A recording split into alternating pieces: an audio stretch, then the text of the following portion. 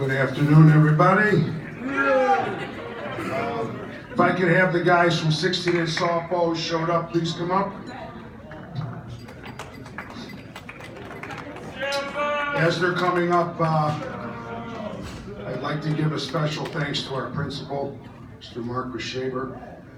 I can't tell you how lucky you guys are to have a principal who loves athletics.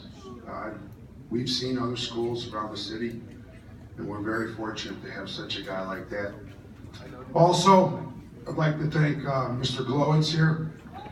You know, Ryan, those trolleys you order for us, I'll tell you, we feel like tourists every time we're going on that bus. Every trip is a vacation for us. It's like an adventure. I just love it.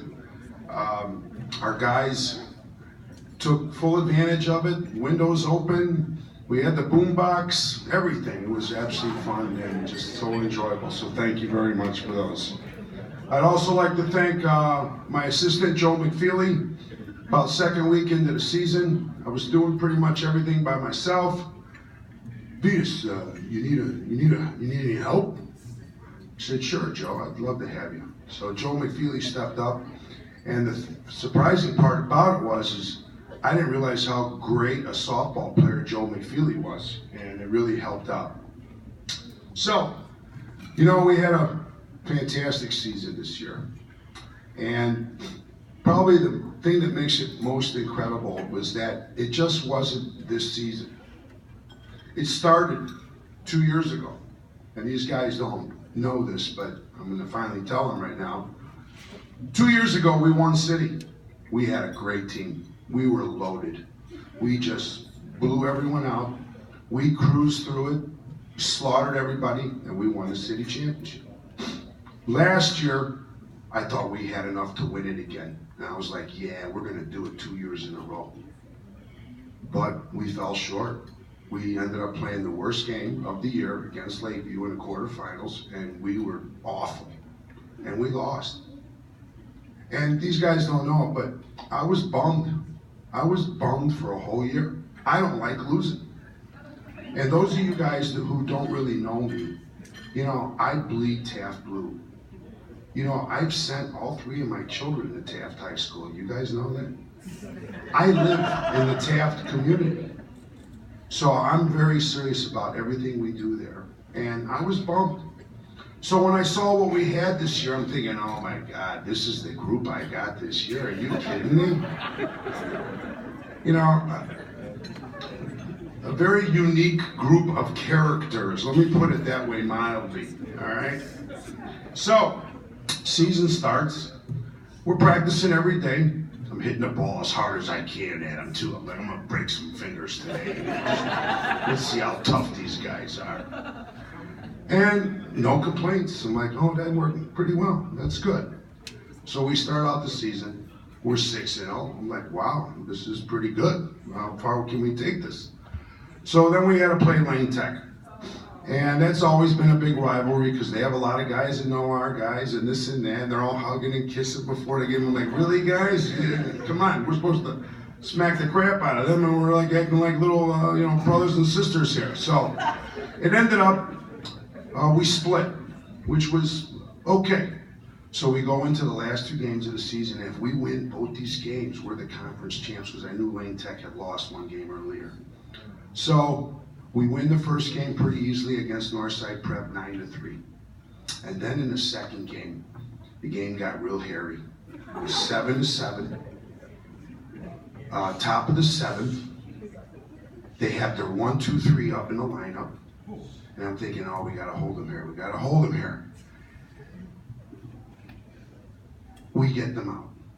But at the same time, there was some kid on Northside's team jumping in the dugout on our benches, on our bleachers. And next thing I know, we hear a snap. The bleacher broke. Ryan was there. Mr. Grishaver was there. And they walked over there to see what had happened. They had broken our bleacher. So we were like, wow, this wasn't too bright for a young man from Northside Prep to be doing. So we end up scoring 1 run in the bottom of the 7th or 8th inning, and we win the game and we win the conference. So we're ecstatic. We all walked over to the bleacher to see what Dad broke, and the bleachers were painted blue. And there happened to be this little piece of wood that was on the ground that Ryan McFeely picked up. And if you've ever seen the movie Castaway with Tom Hanks, and he draws the face on the volleyball, well, guess what? Plank was born that day. So Ryan draws a little face on this little piece of wood with like eyelashes and everything. And from this point on, we're taking this little piece of wood with us everywhere we go to all these games we're playing. I'm like, really, guys? Come on. Vidas, don't offend the plank. Don't offend the plank. Like, really? Come on, guys.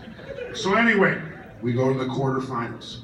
And we are now at Cubs Park in Humboldt Park.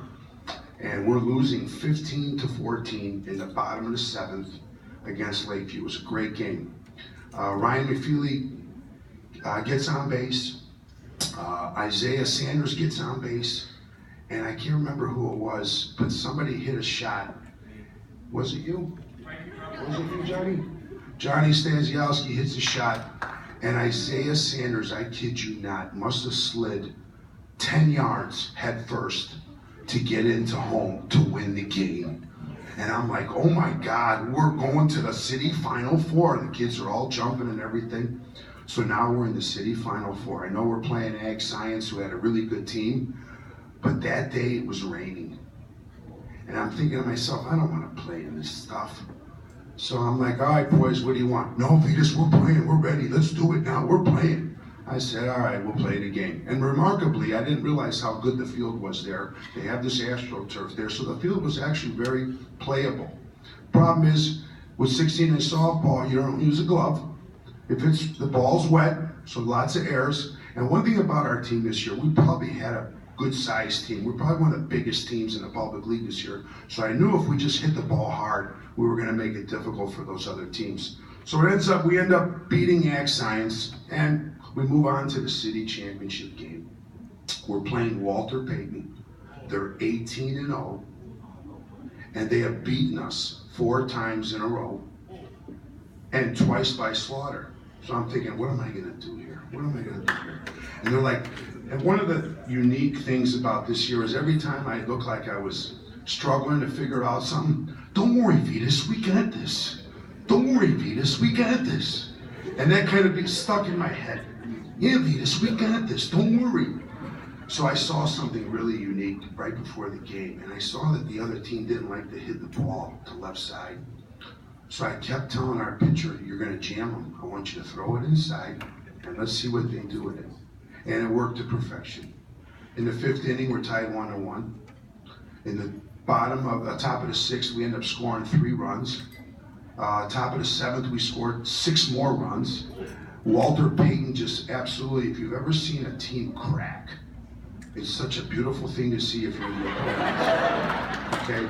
I can see like the parents crying and everything, you know, and it's just so much, what a great feeling as an opposing coach. Okay? So, we win that game.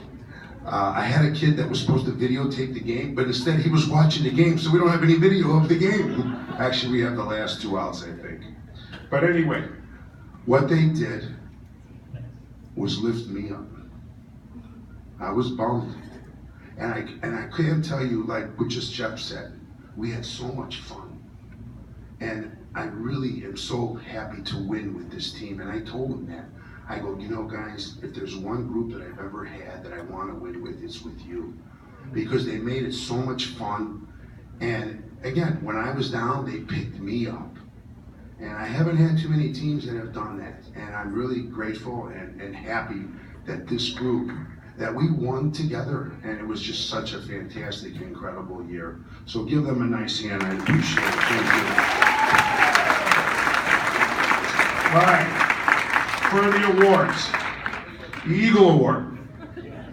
You know, I could have given this to like 6 guys. You know, Isaiah Sanders stepped up for me, first year playing with me. I had to put him at 3rd base. I used to hit the ball so hard at him because he hadn't played in a year, and I needed him to be ready for those liners. And he stepped up, never complained, was there all the time. And I'll tell you, what a great athlete Isaiah is too. He's on a basketball team. If you guys come to the games, you'll see what I mean. Jamie Jacoby, our shortstop, probably the most important position. He had to step up, and he did. Played great, good hands, good arm, all of that. Ryan McFeely, first base, played great for us. Owen Mead in the Final Four, I think he went like 15 for 16 at bat, and we taught him how to hit the ball to right field. Was absolutely fantastic at it. But one guy stood out just a little bit more than all of that. And I tried to come up with a description of what this particular position requires. And if you know anything about baseball, a pitcher can control a lot of the game. Well, in softball, you can do the same thing. But I'm thinking, it's a little different though. To be a pitcher in softball is more like a court jester. And if you know anything about the medieval times and all that, the court jester was a guy come out with funny clothes and little bells on his hat and, try to make the king laugh and do magic tricks and all that stuff. Well, that's the way this guy acted. And the unique thing about it was, I used to bat him in the bottom of the order, 9th, 8th. You don't have any faith in me, do you, Vidas? I'm going to show you, Vidas. I'm going to show you. So little by little, I had to keep moving him up in the batting order because he was hitting so good. So at one point, he was 6th. Then he was 5th. And in the Final Four, he was batting 2nd for me.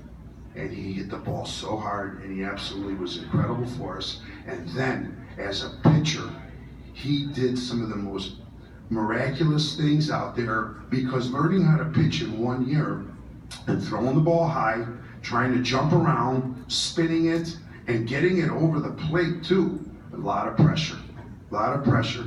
He stepped up, he accepted it, and he came through for us. And I'm so proud that he played with us this year. Senior John Stasiowski. Come on up, Johnny.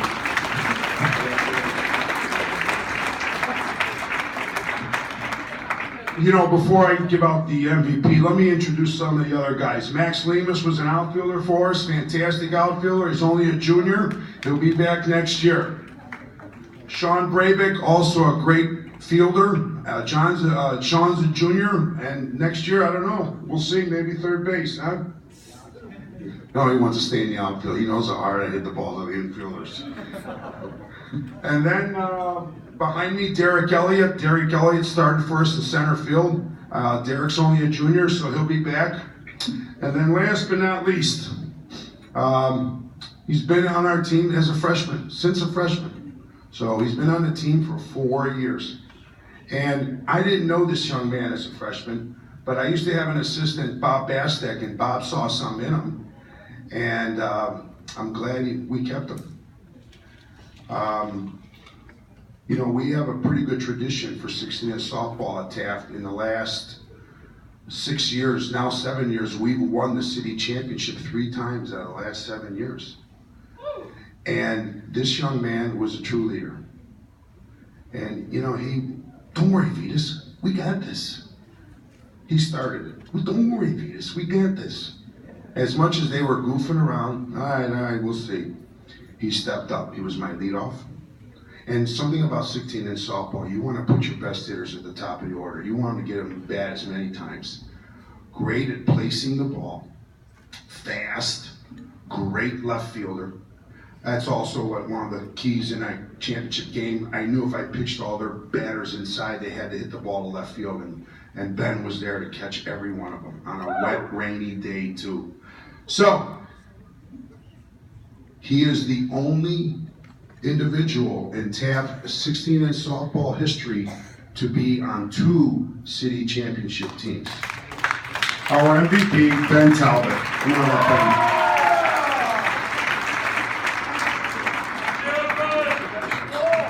Thank you, everybody. 2016 City Champs, 16 in softball. Thank you.